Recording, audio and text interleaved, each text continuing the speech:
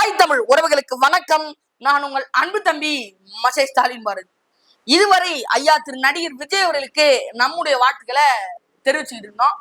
இப்போது முதல் முறையாக 2026 சட்டமன்ற தேர்தலில் வென்று முதலமைச்சராக இருக்கக்கூடிய ஐயா திரு விஜய் அவர்களுக்கு நம்முடைய வலையொலி சார்பாக ஒரு வாழ்த்துக்களை சொல்லிட்டு நம்ம காணொலியை தொடங்கலாம். இந்த காணொலியில என்ன பார்க்க போறோம் அப்படின்னா, நான் டிவி கேளடா பிஜேபிடா அப்படின்றத பத்தி தான் இந்த காணொலியில நம்ம விரிவா தெளிவா பார்க்க போறோம். வாங்க காணொலிக்குள்ள போலாம்.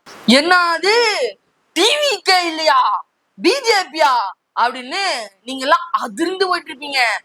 அந்த கதைய கொஞ்சம் தெளிவா பார்ப்போம் வாங்க.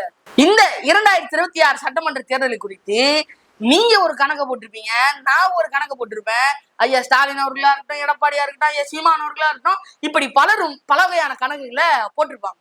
ஆனா இது எதற்குமே சம்பந்தம் இல்லாம ஐயா விஜய் அவர்களும் ஐயா அமித்ஷா அவர்களும் ஐயா மோடி அவர்களும் மூவருமா சேர்ந்து ஒரு தனி கணக்கு போட்டாங்க என்று மக்கள் சொல்றாங்க. அதுதான் இந்த 2026 சட்டமன்ற தேர்தல்ல ஐயா விஜய் அவர்களை வெல்ல வச்ச கணக்கு அப்படின்னு சொல்றாங்க. வாங்க அந்த கணக்கு சொல்றேன், சரியா இல்லையா அப்படின்ட்டு கடைசியில கருத்துல சொல்லிட்டு போவோம். இந்த கணக்கை நம்ம ஐயா திரு அண்ணாமலை அவர்கள்கிட்ட இருந்து தொடங்கும். ஐயா அண்ணாமலை அவர்கள் தான், நான் தான் தமிழ்நாட்டினுடைய முகம் பிஜேபி, என் பின்னாடிதான் தொண்டர்கள், என் பின்னாடிதான் பிஜேபி கட்சியே, எனக்கு பின்னாடிதான் டெல்லி தலைமை எல்லாம், நான் தான்டா தமிழ்நாட்டிலே டாப்பு அப்படிங்கிற மாதிரி ஐயா அண்ணாமலை அவர்கள் தன்னுடைய அதாவது அதிகார பலத்தை அதிகமா பயன்படுத்தினார். தன்னுடைய கோபத்தை அதிமுக மேல பயங்கரமா பயன்படுத்தினார். அதனுடைய விளைவு என்ன ஆச்சு அப்படின்னா, அதிமுகவும் பாஜகவும் சரியான கூட்டணி அமைய முடியாத அளவுக்கு வெறுப்புகளையும் அந்த பேச்சுகளையும் அது உண்டாக்குச்சு. அந்த அளவுக்கு ஐயா அண்ணாமலை அவர்கள் செயல்பட்டார். அவரை பார்த்து பிஜேபியே பயந்துருச்சு. என்னடா அண்ணாமலை தமிழ்நாட்டுல இருந்தா, அதாவது பிஜேபியில இருந்தா பிஜேபியால தமிழ்நாட்டை காலம் ஊன முடியாது போல இருக்கே, இதுக்கு மாற்று வழி ஒண்ணு கொண்டு வரணும் அப்படின்ட்டு அண்ணாமலை அவர்களை ஓரமா ஒதுக்கி இதுக்கு வேற வழி என்னன்னு தேடும்போது ஐயா நயினார் நாகேந்திரன் அவர்களை கூட்டாந்து உட்கார வச்சு, நீதான் மாநில தலைவர், அதாவது நயினார் நாகேந்திரன் அவர்கள் தான் பிஜேபியினுடைய தமிழ்நாட்டினுடைய மாநில தலைவர் என்று உட்கார வச்சிருச்சு பிஜேபி. ஆனா இன்னைக்கும் ஐயா திரு அண்ணாமலை அவர்கள் பிஜேபியினுடைய மாநில தலைவரா வரணும், மத்திய அதாவது ஒன்றியத்துல அமைச்சரா வரணும் அப்படின்னு பலரும் பிஜேபியில இருந்து பேசுறாங்க. ஆனா அது எதையுமே ஒன்றிய பாஜக காதல் கூட வாங்கல, கண்டுக்கவே இல்லை. இப்ப தமிழ்நாட்டினுடைய பாஜகவுக்கு மாநில தலைவராக ஐயா நயினார் நாகேந்திரன் அவர்கள் கொண்டு வந்திருக்காங்க இல்லையா, அவரை பத்தி கொஞ்சம் பார்த்துருவோம். அவரு அதிமுகல அமைச்சராக இருந்தார்.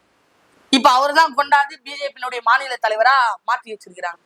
இன்னைக்கு வரைக்கும் ஐயா நயினார் நாகேந்திரன் அவர்கள் அதிமுகவா இல்ல பாஜகவா அப்படிங்கிறது அவருக்கும் தெரியாது, நமக்கும் தெரியாது.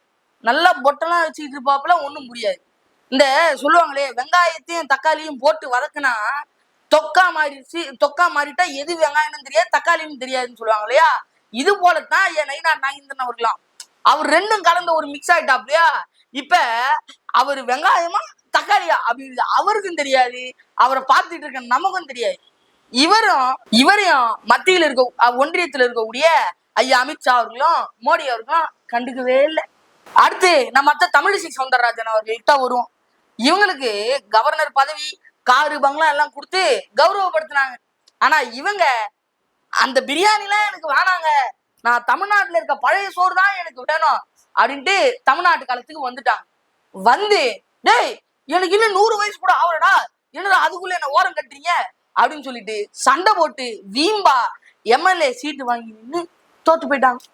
பாவம், என்ன சொல்றது. ஆனா இவங்களும் ஒரு காலத்துல தமிழ்நாட்டுல இருக்க பிஜேபிக்கு மாநில தலைவரா இருந்திருக்காங்க. இவங்களையும் ஐயா அமித்ஷா அவர்களும் மோடி அவர்களும் கண்டுக்கவே இல்லை. அடுத்து நம்ம வானதி சீனிவாசன் அவர்கள்கிட்ட வரும். அவங்க எவ்வளவு கோடிகளை சம்பாரிச்சு வச்சிருக்கிறதா மக்கள் சொல்றாங்க. பல பேரை சரி கட்டி தான் கோயம்புத்தூர்ல எம்எல்ஏவா நின்று வெற்றியெல்லாம் பெற்றிருக்கிறதா தகவல்லாம் சொல்றாங்க. அப்படி இருக்கக்கூடிய நிலையில இவங்க 4-5 பேரெல்லாம் சேர்ந்துதான் ஐயா அண்ணாமலை அவர்களை ஓரம் கட்டி இருக்கிறதா ஒரு செய்தி இருக்கு. ஆனா இங்க மேட்ரு என்ன அப்படின்னா, இவங்க 4-5 பேரை ஐயா திரு மோடி அவர்களும் அமித்ஷா அவர்களும் எப்பயோ ஓரம் கட்டிட்டாங்க, கண்டுக்கல, சட்டம் கூட பண்ணல. திமுக ஐயா திரு எடப்பாடி பழனிசாமி அவர்களை பிஜேபியினுடைய அடிமை என்று விமர்சிக்கும், ஐயா சீமான் அவர்களை பிஜேபியினுடைய பி டீம் என்று சொல்லும்.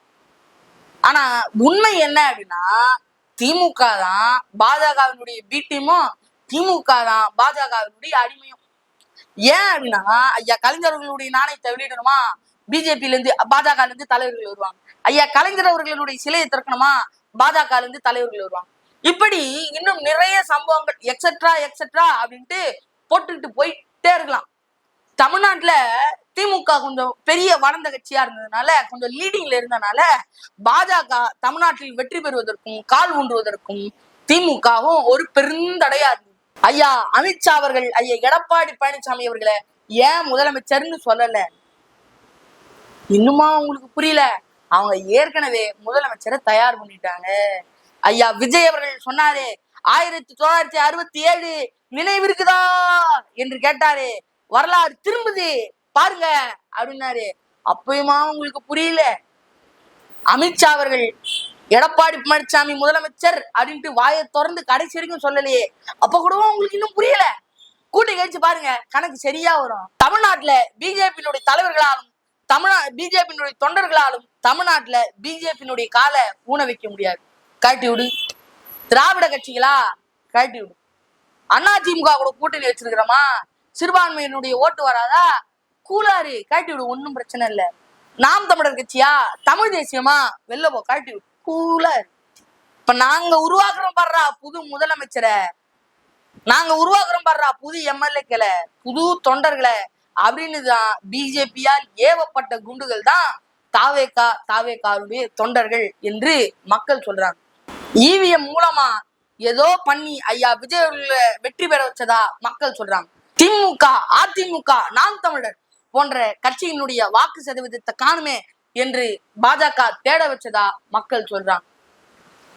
இறுதியா ஐயா விஜய் அவர்கள் வந்து, டேய் நான் டிவிக்கே இல்லடா பிஜேபிடா என்று சொல்வதாக மக்கள் சொல்றாங்க.